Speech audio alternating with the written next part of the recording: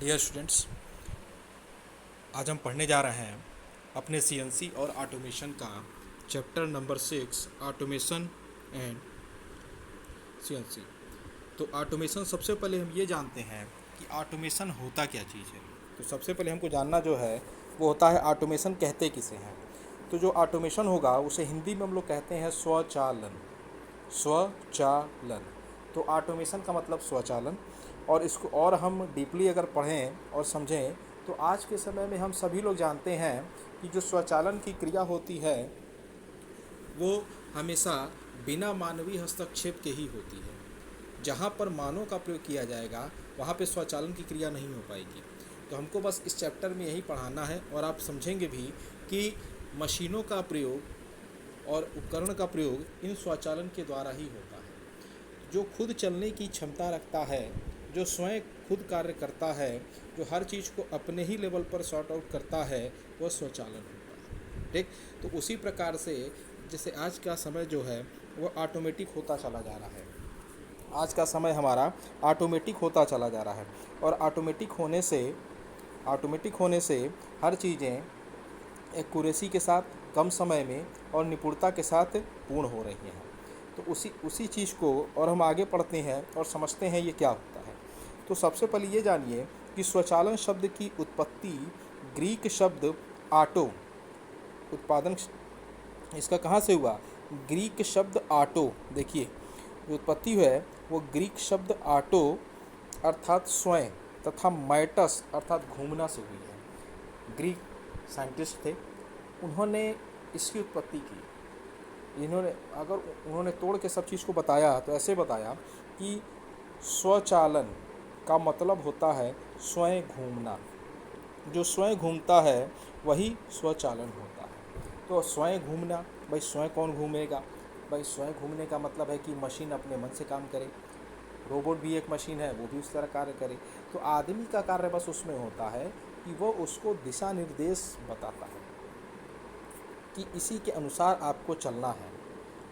उन दिशा निर्देश के अनुसार मशीन चलती है और सारे उत्पादन की क्रियाओं को संचालित करती है। ठीक है। तो यहाँ पर मतलब ये हुआ कि स्वचालन शब्द की उत्पत्ति ग्रीक शब्द से हुई है जिसका अर्थ होता है स्वयं घूमना। स्वचालन एक ऐसी यंत्रावली है जो स्वयं संचालित होती है। देखिए, यहाँ लिखा भी है, स्वचालन एक ऐसी यंत्रावली है जो स्वयं संचालित होती है। इसके अंतर्गत हम मशीनों पर क्रियाएं बिना मानवीय हस्तक्षेप के संपन्न कराते हैं। मतलब स्वचालन के अंतर्गत जो मशीनों पर क्रियाएं होंगी, प्रोसेसिंग होगा, वह बिना मानवीय हस्तक्षेप के। अब यहाँ शब्द आया बिना मानवीय हस्तक्षेप। तो बिना मानवीय हस्तक्षेप का मतलब कि इसमें पीपल का कोई भी योगदान नहीं होगा। मतलब उसमें कोई भी ह्यूमन एफर्ट यूज नहीं किया जाएगा, सारी चीज़ें मशीन खुद करेगी। इसके अंतर्गत हम मशीनों पर क्रियाएं बिना मानवीय हस्तक्षेप के संपन्न कराते हैं। भाई इसमें मानव का कोई हस्तक्षेप नहीं रहेगा और वह सारी चीज़ें अपने आप ही संपादित होंगी। इसका एक हम डायग्राम भी देखते हैं। जैसे यहाँ लिखा श्रम। श्रम का मतलब होता है वर्क, हम कार्य कर रहे हैं, श्रम है। फिर है ऑटोमेटिक मशीन, उसी के नीचे एक ऑटोमेटिक मशीन भी बनाई गई है। ठीक। तो आप देख सकते हैं कि यहाँ पर नीचे प्रक्रम भी दिया है और श्रम और ऑटोमेटिक मशीन दोनों प्रक्रम से जुड़े हैं। तो मैं बस आपको ये समझाना चाहता हूँ कि जो प्रक्रम होगा वो श्रम मतलब मानवीय हस्तक्षेप के द्वारा भी होगा और ऑटोमेटिक मशीन के द्वारा भी होगा। ठीक। तो प्रक्रम जो पूरा होगा वो दो प्रकार से हो सकता है। कोई भी प्रक्रम दो प्रकार से होगा, या मानवीय हस्तक्षेप के या बिना मानवीय हस्तक्षेप के। अगर मानवीय हस्तक्षेप होगा तो मानव के द्वारा होगा, बिना मानवीय हस्तक्षेप के वह ऑटोमेटिक मशीन के द्वारा होगा। श्रम होगा, हम ये कह रहे हैं कि श्रम होगा, लेकिन वह दो दशाओं के अंतर्गत होगा, एक मानवीय हस्तक्षेप के और एक बिना मानवीय हस्तक्षेप के। अब आप देखिए, इसी प्रक्रम में जो डाटा बना है इसमें प्रारंभिक कार्य यूनिट प्रारंभिक कार्य यूनिट दी गई प्रक्रम को। अब यहाँ पर हम क्या करें, इनपुट दे रहे हैं। प्रारंभिक कार्य यूनिट मतलब इनपुट जो है, प्रारंभिक कार्य जो है वो कहाँ आ रहा है, प्रक्रम के ऊपर। मतलब इनपुट दिया गया प्रोसेस को, प्रक्रम को। अब प्रक्रम चाहे वो मानवीय हस्तक्षेप के द्वारा किया जा रहा हो या ऑटोमेटिक मशीन के द्वारा किया जा रहा हो, उसके बाद वो संपूर्ण कार्य में परिवर्तित हो जाता है। Means input is converted into output by the use of process. तो इनपुट क्या है आपका, प्रक्रम को मिल रहा है और प्रक्रम उसको संपूर्ण करके उसे कार्य में परिवर्तित कर दे रहा है। तो यहाँ पर बस इस चार्ट का मतलब यही है कि आपका जो प्रक्रम होगा वो दो तरीके से संपन्न होगा। जो प्रक्रम होगा वो दो प्रकार से संपन्न होगा, एक मानवीय हस्तक्षेप के और एक बिना मानवीय हस्तक्षेप के। प्रारंभिक कार्य यूनिट जाती है या दिशा निर्देश देती है प्रक्रम को। अब प्रक्रम क्या करता है, उसे संपूर्ण कार्य में परिवर्तित करता है, या कह सकते हैं कि उत्पाद में परिवर्तित कर देता है। Input is converted into output by the help of process and process is done by the help of a human और अ मशीन। यही चीज़ है। तो हम स्वचालन का मतलब फिर से एक बार आपको बता दें कि स्वचालन एक ऐसी यंत्रावली है जो स्वयं संचालित होती है, जो स्वयं संचालित होती है। इसके अंतर्गत हम मशीनों पर क्रियाएं बिना मानवीय हस्तक्षेप के संपन्न कराते हैं। बिना मानवीय हस्तक्षेप means without any help from human. हम आदमी की कहीं पर भी हेल्प, ह्यूमन की, मानव की कहीं भी हेल्प नहीं ले रहे हैं, और ऐसी चीज़ों को हम कहते हैं स्वचालन। तो आज के समय में अगर स्वचालन कहे जाएं तो हर प्रोडक्शन इंडस्ट्रीज़ में प्रक्रिया हो रही है। क्यों? क्योंकि मशीनें अपने आप कार्य करती हैं, उन्हें बस मनुष्य के द्वारा एक दिशा निर्देश दिया जाता है। कंट्रोलिंग मनुष्य के द्वारा है, लेकिन सारी वर्किंग मशीन के द्वारा है। अब हम आते हैं स्वचालित निकाय पर, जो आप देखिए अगला पेज है हमारा, चैप्टर 6 का पेज नंबर 2। स्वचालित निकाय में सभी कार्य मशीन या उपकरण द्वारा बिना मानवीय हस्तक्षेप के संपन्न होते हैं।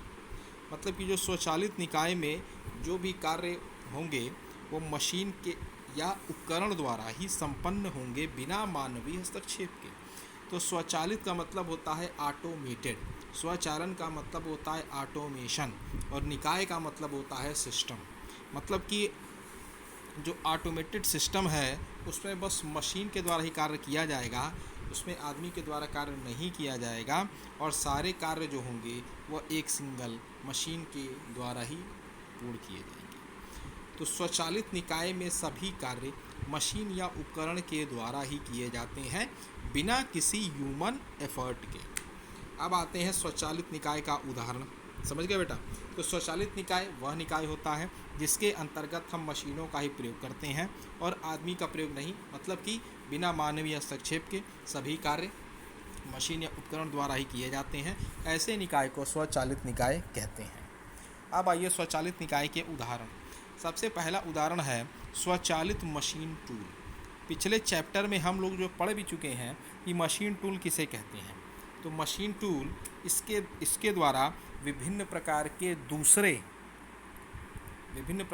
दूसरे टूल्स को बनाने की क्रिया होती है।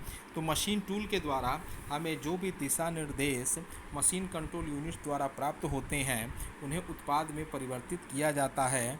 बिना मशीन टूल के हम उत्पाद की संकल्पना नहीं कर सकते। उत्पाद को बनाने के लिए हमें मशीन टूल को सेटअप करना ही पड़ेगा। तो लेकिन यहाँ पे लिखा स्वचालित, मतलब कि ऑटोमेटेड मशीन टूल। स्वचालित मतलब कि ऐसा मशीन टूल जो खुद ही चले, मतलब उसमें बिना मानवीय हस्तक्षेप के ही वो कार्य करे, मानव का हस्तक्षेप उसमें न के बराबर हो, और ऐसे को हम लोग कहते हैं स्वचालित मशीन टूल। ऐसा मशीन टूल जो स्वयं ही बिना मानवीय हस्तक्षेप के कार्य करे वो कहलाता है स्वचालित मशीन टूल। फिर स्वचालित ट्रांसफ़र लाइन। देखिए, ट्रांसफ़र लाइन का मतलब होता है एक स्थान से दूसरे स्थान तक सामान को भेजना। तो उसको भी हम लोग क्या कर दे रहे हैं, ऑटोमेटेड कर दे रहे हैं। मतलब बिना मानवीय हस्तक्षेप के मशीन या उपकरण उसको एक स्थान से दूसरे स्थान तक ट्रांसफ़र करें एक लाइन के माध्यम से, एक लाइन द्वारा, उसे हम लोग कहते हैं ट्रांसफ़र लाइन। तो ट्रांसफ़र लाइन स्वचालित का मतलब ये हुआ कि वह लाइन जिसमें सभी कार्य बिना मानवीय हस्तक्षेप के मशीन या उपकरण के द्वारा ट्रांसफ़र किए जाते हैं, वह लाइन स्वचालित ट्रांसफ़र लाइन कहलाती है। स्वचालित असेंबली निकाय। सबसे पहले तो ये जानिए कि असेंबली क्या चीज़ होती है। भाई देखिए, असेंबली का मतलब होता है सबको इकट्ठा करना। जान गए? सबको इकट्ठा करना। जैसे आप छात्र हैं, अगर आप एक कक्षा में बैठे हैं, ठीक, और कक्षा से बाहर जाने पर आप अलग अलग जगहों पर चले जाते हैं। कोई कैंटीन में गया, कोई लाइब्रेरी में गया, कोई ऑफिस में गया, कोई बाहर गया, कोई स्पोर्ट्स ग्राउंड पे गया। लेकिन जब आप एकत्रित होते हैं तो एक सिंगल कमरे में ही एकत्रित होते हैं और उस कमरे को आपके उस कक्षा का नाम दे दिया जाता है। तो उस कक्षा के द्वारा आपकी पहचान होती है कि फला छात्र इस वर्ष का छात्र है, इस ब्रांच का छात्र है। तो उसी प्रकार से हमारे यहाँ भी जो भी चीज़ों को, उत्पाद को बनाया जाता है, उन्हें हम क्या कहते हैं, छोटे छोटे कल या पुर्जों में जोड़कर बनाते हैं। तो ये कल पुर्जे एक स्थान पर ही नहीं मिलते, विभिन्न प्रकार के स्थानों से हमें लाकर एक स्थान पर जोड़ना पड़ता है।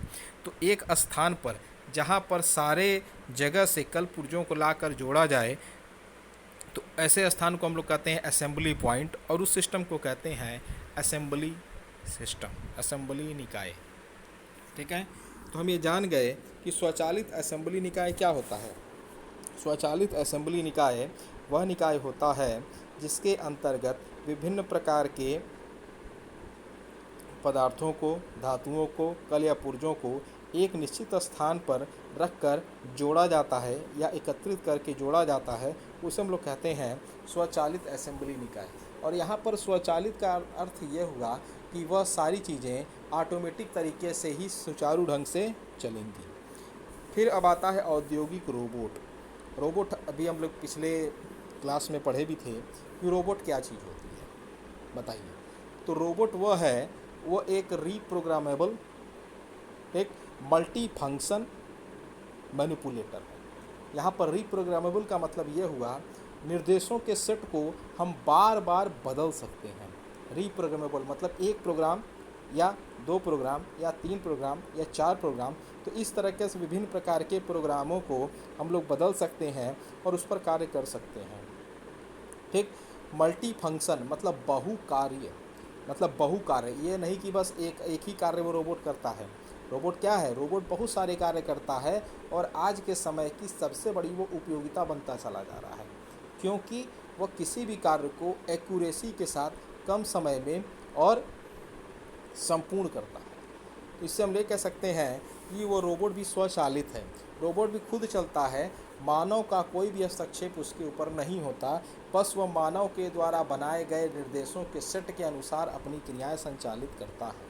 प्रोग्राम बनाने की जो क्रिया होती है रोबोट के ऊपर, वो मानव के द्वारा ही की जाती है, लेकिन उसके बाद की सारी क्रियाएं वो रोबोट स्वयं करता है, वो प्रोग्राम के अनुसार ही कार्य करता है और चलता रहता है। तो हम ये कहेंगे कि रोबोट एक ऐसा यंत्र है जिसके द्वारा बहुत सारे ऐसे कार्य जो मानव द्वारा नहीं किए जा सकते, उन्हें आसानी से किया जा सकता है। और यह हर चीज़ को जो भी कार्य इसको प्राप्त हो रहा है, उसे कम समय में अति शुद्धता के साथ यह करता है। तो रोबोट की परिभाषा हम लोग एक बार और समझते हैं कि रोबोट जो होता है वह रीप्रोग्रामेबल, बहु कार्य, मल्टी फंक्शन मैनिपुलेटर, और किसी कार्य को आसानी से, easier, in a very less time, कम समय में, विथ एक्यूरेसी, शुद्धता के साथ कार्य करने की क्षमता रखता है, वह रोबोट कहलाता है। अब रोबोट की भी आवश्यकता हमको क्यों पड़ती है भाई? कार्य जहाँ पर बहुत कठिन होता है, जहाँ पर मानव उसको नहीं कर सकता, उस जगह पर रोबोट ही उस चीज़ को, कार्य को करेगा। तो रोबोट अगर उस कार्य को करेगा तो वो क्या करेगा, उसे संपूर्ण तरीके से कर देगा। तो रोबोट के द्वारा ऐसे बहुत विभिन्न प्रकार के कार्य होते हैं जहाँ पर मानव नहीं पहुँच पाते, वो रोबोट ही करता है। तो ऐसे को हम लोग कहेंगे स्वचालित रोबोट। ठीक, और वो क्या है, औद्योगिक रोबोट भी होते हैं। तो रोबोट एक प्रकार के नहीं, कई प्रकार के होते हैं। जिस प्रकार से उनका कार्य क्षेत्र होता है, उसी प्रकार से रोबोट को भी हम लोग क्या करते हैं, निर्धारित करते हैं। जैसे यहाँ लिखा है औद्योगिक रोबोट, तो औद्योगिक रोबोट का मतलब ये हुआ, औद्योगिक रोबोट का मतलब ये हुआ कि उद्योगों में प्रयोग किया जाने वाला रोबोट औद्योगिक रोबोट कहलाता है। देखिए, उद्योग में उपयोग किया जाने वाला मतलब औद्योगिक, इंडस्ट्रियल रोबोट। तो इस प्रकार के रोबोट हमेशा इंडस्ट्री में ही प्रयोग में लाए जाते हैं, क्योंकि इंडस्ट्री में जो भी उत्पाद बनते हैं या प्रोडक्ट बनते हैं वो बहुतायत में बनते हैं और उनको एक समय में हैंडल करना आसान नहीं होता। इसलिए हम रोबोट को वहाँ पर रखते हैं और उनसे विभिन्न प्रकार के कार्य को करा सकते हैं। जैसे अगर हमको एक छोटा सा उदाहरण मैं आपको दूं, अगर हमको कोई छोटा पार्ट है उसको एक स्थान से दूसरे स्थान पर रखना है, तो हमको वहाँ पर 4 आदमी रखने की आवश्यकता पड़ेगी कि वो उसको एक स्थान से उठाएं और दूसरे स्थान तक रखें, और यह प्रक्रिया में समय भी लगेगा। लेकिन हम क्या कर रहे हैं, एक छोटा सा डिब्बा जिसे हम लोग रोबोट कह रहे हैं, और वह डिब्बे में प्रोग्रामिंग कर दिए तो रोबोट उस प्रोग्राम को समझ